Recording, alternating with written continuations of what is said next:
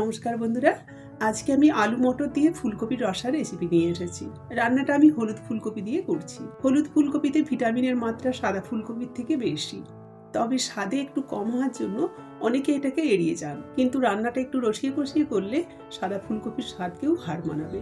আমি সেভাবেই আজকে রান্নাটা করছি। চলুন তাহলে দেখে নিই। আমি একটা হলুদ ফুলকপি নিয়েছি, এর পুরোটাই রান্না করব। প্রথমে কপির ডাঁটিগুলো ছাড়িয়ে ফুলগুলোকে ভেঙে নিতে হবে। হলুদ ফুলকপিতে ভিটামিন এর মাত্রা বেশি হয়। গাজরের মতো এতে বিটা ক্যারোটিন থাকে, সেজন্য এর রংটা হলুদ হয়। এটা ত্বক, চুল আর চোখের জন্য ভীষণ উপকারী। আর এই কপিগুলো তো বেশি পাওয়াও যায় না, তাই হলুদ ফুলকপি পেলে কিন্তু হাতছাড়া করবেন না। কপির মধ্যে যে বড় বড় ফুলগুলো আছে, এটাকে দুটুকরো করে নেব আর ছোটগুলোকে অমনিই রেখে দেবো, কারণ এই কপিগুলো খুব তাড়াতাড়ি সেদ্ধ হয়ে যায়, সেজন্য বেশি ছোট করার দরকার নেই। ফুলকপি কেটে ধুয়ে এর মধ্যে আমি শুধুমাত্র নুন মেখে নিয়েছি। এটা ন্যাচারালি হলুদ রঙের, তাই এর মধ্যে আর হলুদ দিচ্ছি না। সাথে একটা বড় আলু এভাবে বড় বড় টুকরোতে কেটে নুন হলুদ মেখে নিয়েছি। আর আছে কয়েক টুকরো টমেটো। এখন এর মশলাটা বানিয়ে নিতে হবে। একটা বাটির মধ্যে আমি 1.5 টেবিল চামচ আদা আর কাঁচা লঙ্কা বাটা নিয়েছি। এবার এর মধ্যে আমি 1 টেবিল চামচ করে জিরে, ধনে আর লঙ্কা গুঁড়ো দিচ্ছি। সাথে দিয়ে দিলাম হলুদ গুঁড়ো। এবার মশলার মধ্যে জল দিয়ে বেশ পাতলা করে এটাকে গুলিয়ে রেখে দেবো। রান্নাটা একটু স্পাইসি হবে, সেই হিসেবে মশলাটাকে দিতে হবে। আর এখানে বাটিতে আমি একটা মাঝারি মাপের পেঁয়াজকে একদম মিহি করে কুচিয়ে হাতে একটুখানি মশকে নিয়েছি। অন্য বাটিতে কিছুটা মটরশুঁটিকে ছাড়িয়ে নিয়েছি। আর এই বাটির মধ্যে আমি 5-6টা কাজুকে জল দিয়ে পাতলা করে বেটে নিয়েছি। প্রথমে কপিগুলোকে ভেজে নিতে হবে। আমি কড়াইয়ের মধ্যে বেশ খানিকটা সর্ষের তেল দিয়ে দিলাম। এটা গরম হলে এবারে আমি কপিগুলো দিয়ে ভেজে নেব। বেশ লালচে করে কপিগুলোকে ভেজে নিতে হবে। কপিটা খুব তাড়াতাড়ি সেদ্ধ হয়ে যায়, সেজন্য জালটাকে মিডিয়াম টু হাই রেখে ভাজতে হবে। হয়ে গেছে ভাজা, এবার তেল ঝরিয়ে কপিগুলোকে তুলে দিতে হবে।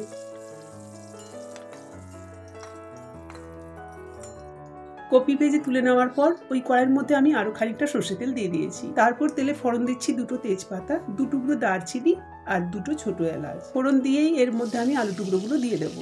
ফোড়নটাকে আর আলাদা করে ভাজার দরকার নেই, এটা আলুর সাথেই ভাজা হয়ে যাবে। আলুটাকে জাল মাঝারি রেখে প্রথমে একটু হালকা করে ভেজে নিতে হবে। কিছুক্ষণ ভাজার পর আলুটা যখন একটুখানি রং ধরে আসবে, তখন এর মধ্যে দিয়ে দেবো কুচানো পেঁয়াজ।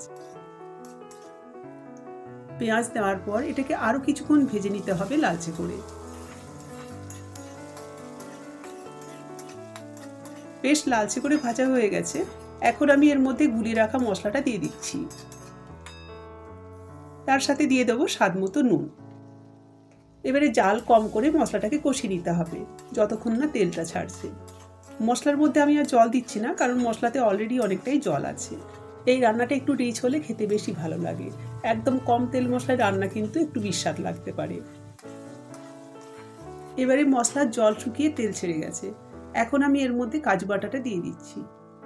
এবারে জালটাকে একদম কম করে এটাকে মিনিট খানেক কষিয়ে নিতে হবে। এই রান্নার মধ্যে একটুখানি কাজু বাটা দিলে রান্নাটা খুব টেস্টি হয়। তারপর এর মধ্যে দিয়ে দিতে হবে টমেটো। আর দিচ্ছি 1 চা চামচ মতো চিনি। এখন টমেটোটাকে মিনিট 2 মতো কষিয়ে নিতে হবে। টমেটো পুরো গলে যাবে না, একটু গোটা গোটা থাকবে। চিনিটা একটুখানি বেশি দিতে হবে, এতে স্বাদের ব্যালেন্স যেমন হবে, তেমনি কপির যে পানসে ভাবটা আছে সেটাও কেটে যাবে। টমেটো এবারে প্রায় অর্ধেক নরম হয়ে গেছে। এখন আমি এর মধ্যে ভাজা কপিটা দিয়ে দেবো। কপি দেওয়ার পর জালটাকে লো মিডিয়াম রেখে কিছুক্ষণ ভালো মতো করে মশলার সাথে কষিয়ে নিতে হবে। আমি মটরশুঁটিটা দিতে ভুলে গেছিলাম, এবারে দিয়ে দিচ্ছি। খানিকক্ষণ জাল কম রেখে এটাকে কষাবো।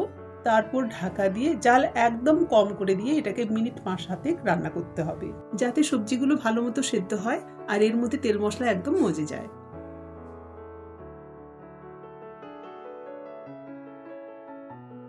এবারে ঢাকাটা খুললাম। কপিটা খুব সুন্দর কষানো হয়েছে, এর মধ্যে তেল মশলা একদম মজে গেছে। এবার একটু নাড়াচাড়া করে এর মধ্যে দিয়ে দেবো জল। রান্নার মধ্যে বেশ গাঢ় গাঢ় ঝোল থাকবে, সেই হিসেবে জলটা দিতে হবে।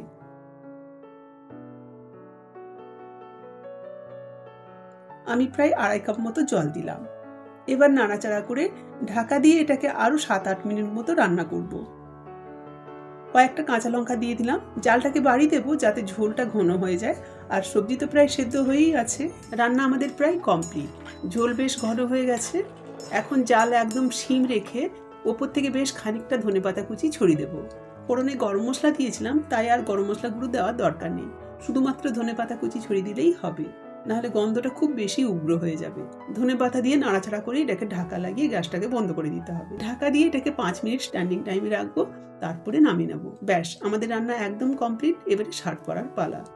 এবারে একটা ডিশের মধ্যে আমি রান্নাটা নামিয়ে নিচ্ছি। হলুদ ফুলকপিকে আপনারা বাড়িতে একবার এভাবে বানিয়ে দেখুন। গরম ভাত, রুটি, লুচি, পরোটা সবটার সাথে খেতে কিন্তু অসাধারণ লাগবে। যারা এই কপিটাকে খেতে চান না তারাও আঙুল চেটে খাবে। আপনারা বাড়িতে অবশ্যই একবার ট্রাই করুন। আর ভিডিওটা কেমন লাগলো জানাতে কিন্তু ভুলবেন না। ভালো লাগলে লাইক, কমেন্ট আর চ্যানেলটাকে সাবস্ক্রাইব করার অনুরোধ রইল। ফিরে আসছি আবার নতুন কোনো রেসিপি নিয়ে। ততক্ষণ সকলে খুব ভালো থাকুন, নিজের খেয়াল রাখুন।